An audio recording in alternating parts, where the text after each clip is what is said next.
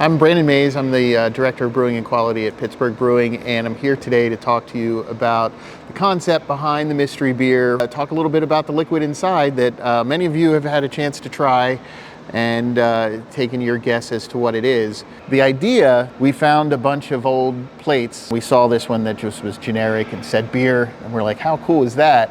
How cool would it be if we could just put out a can that said beer? And then, you know, we talk about it generally over a few beers. The idea came up that, hey, why don't we put some mystery beer in there and see if folks can guess what it is? We are classically a lager producer, so it felt like a natural progression for us to do a lager type beer. I happen to really like hops, so I'm thinking, well, what's a good hoppy lager that we could do? What I ultimately settled on was a Bohemian Pilsner. Now, I'm sure that the comments are going to come back, well, this Pilsner in particular is hazy.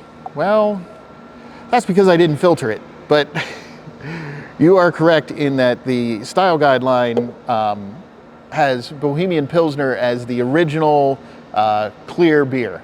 So I did let gravity do its thing, and it is relatively clear, but it is definitely not filtered. So that's the first kind of hurdle that you guys would have to get through. Many of you guessed hoppy Pilsner. Some of you had guessed a Polish champagne of beers, which is a light wheat-based beer that has some smoke characteristics.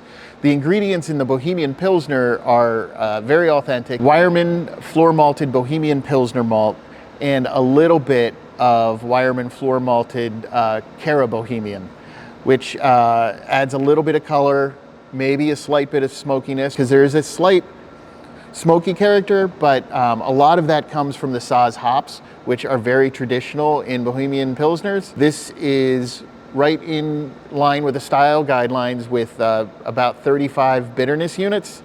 So the higher the bitterness, the higher the number. 35 is kind of middle of the road, but in the aroma, there is a great bit of that Saaz character, which is very earthy and spicy, which lends itself to some of the smoky notes from the Cara Bohemian and the sweet biscuit flavor from the Bohemian Pilsner malt. So all of it is really supposed to mesh together as a very crisp, clean, hop forward in the aroma category, but not necessarily in the bitterness category, easy drinking beer. So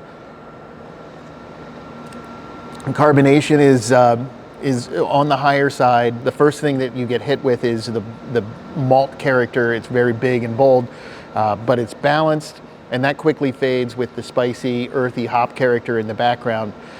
It's absolutely my favorite beer in the world. It's not readily available around here, so it was good for us to be able to make one. It looks like from the videos, everybody really enjoyed it. They were struggling to guess the beer style, but that's mostly because I set you up for failure by not filtering it. The beer itself, I'm really happy with, and it seems like everybody is enjoying it. What we have left is available in the gift shop, so hopefully you can come down and get it. Give it to your friends and see what they think, and you can play the beer expert by not telling them what it is. It's a lot of fun, and it's fun to brew different beer styles, especially this one, which happens to be my favorite. So anyway, cheers, and happy drinking.